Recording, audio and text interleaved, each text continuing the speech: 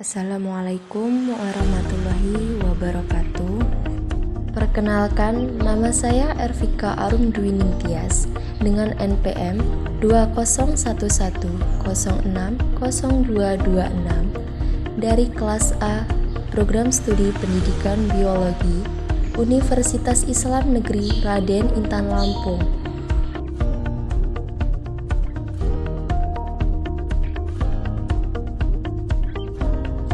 Pengertian nun mati atau tanwin.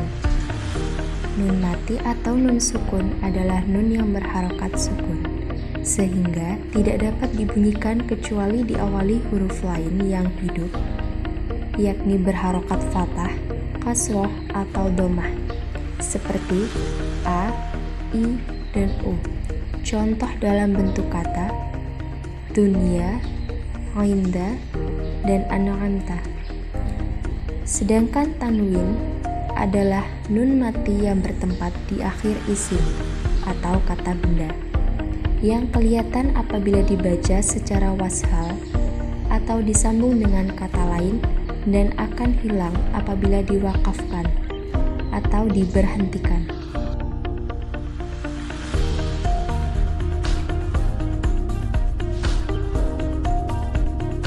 Bunyi bacaan tanwin ini sama seperti nun mati, sehingga hukum-hukum bacaannya pun juga sama. Dalam penulisannya, tanwin merupakan tanda harokat rangkap yang terdiri dari fathain, kasrotain, dan domahtain.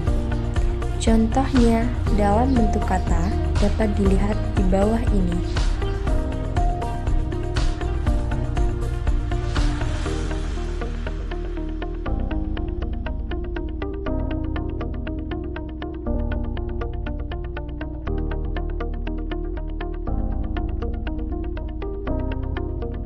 Hukum bacaan nun mati atau tanwin yang pertama ialah idhar. Idhar memiliki arti jelas. Nun mati atau tanwin dibaca idhar apabila bertemu dengan huruf halqi atau tenggorokan, yang jumlahnya ada 6, yaitu alif, ha, ain, ghain, kha, kha. Keenam huruf ini semua makhrajnya pada tenggorokan, sehingga bacaan idharnya disebut juga idhar halqi. Cara membacanya harus jelas bacaan nun mati atau tanwinnya, tidak boleh terpengaruh oleh huruf sesudahnya.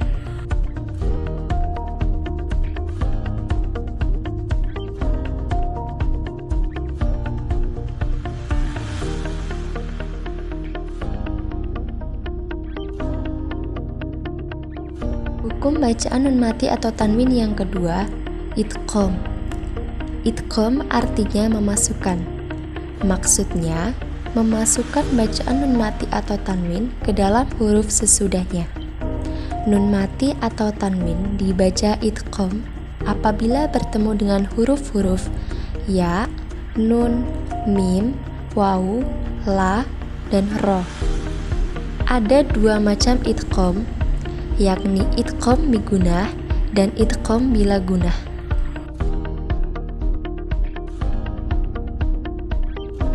Pembagian idgham yang pertama, idgham bigunah.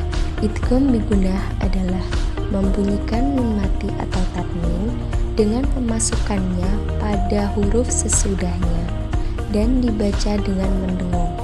Idgham bigunah terjadi bila nun mati atau tanwin bertemu dengan huruf ya, nun, mim, waw, atau biasa disingkat atau disebut yanmu. Adapun contohnya sebagai berikut.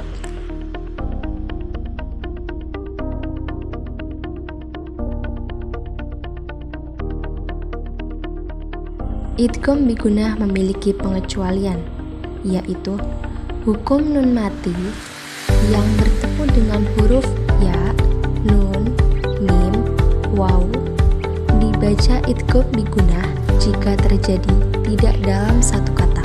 Namun, jika hal itu terjadi dalam satu kata, maka tidak lagi dibaca idgham bigunah, melainkan harus dibaca idhar, yakni jelas.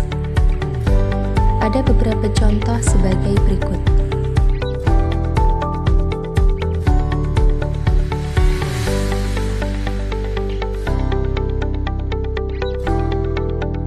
Pembagian idgham yang kedua yakni idgham bila gunah. Yang dimaksud idgham bila gunah adalah membunyikan nun mati atau tanwin dengan memasukkannya pada huruf sesudahnya dan dibaca tanpa mendengung.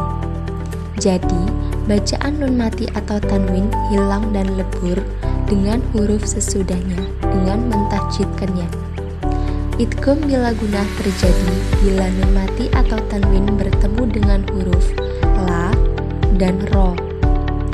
Adapun contohnya sebagai berikut.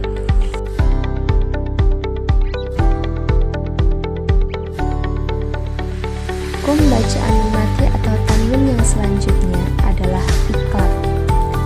Iqlab memiliki arti menukar atau mengganti suatu huruf menjadi huruf lain yang berbeda dari huruf asalnya. Dalam hukum nun mati atau tanwin, iqlab berarti menukar atau mengganti nun mati atau tanwin menjadi mim mati disertai dengan mendengung. Nun mati atau tanwin dibaca iqlab apabila bertemu dengan huruf ba. Cara membacanya ialah dengan mengganti huruf nun mati atau tanwin menjadi huruf mim mati disertai dengan dengung. Adapun contoh iqlab sebagai berikut.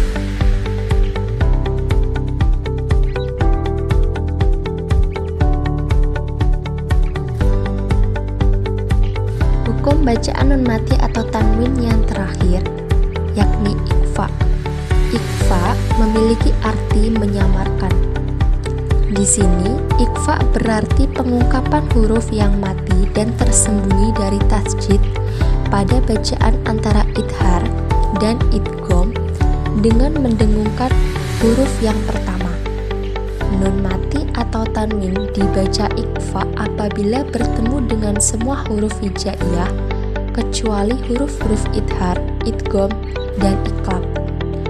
Jumlah huruf ikhfa ada 15, yaitu ta, ta, jim, dal, za, za, sin, shin, shod, do, to, do, fa, kof, kaf.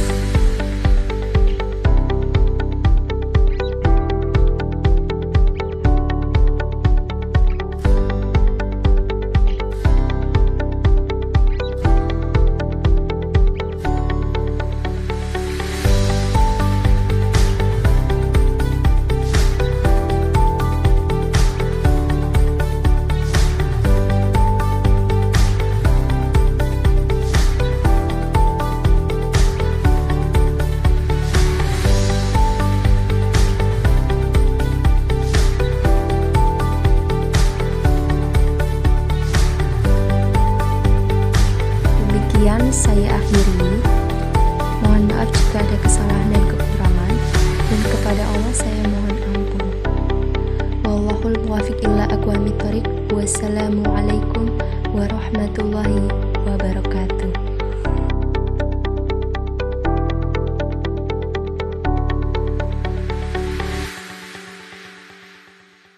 Semuanya kelihatan tidak mungkin sampai segala sesuatunya selesai.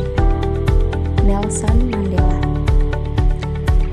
Saat kamu ingin meraih kesuksesan, maka bisa semakin sulit kalau kamu terlalu khawatir dan fokus membayangkan kegagalan yang mungkin terjadi.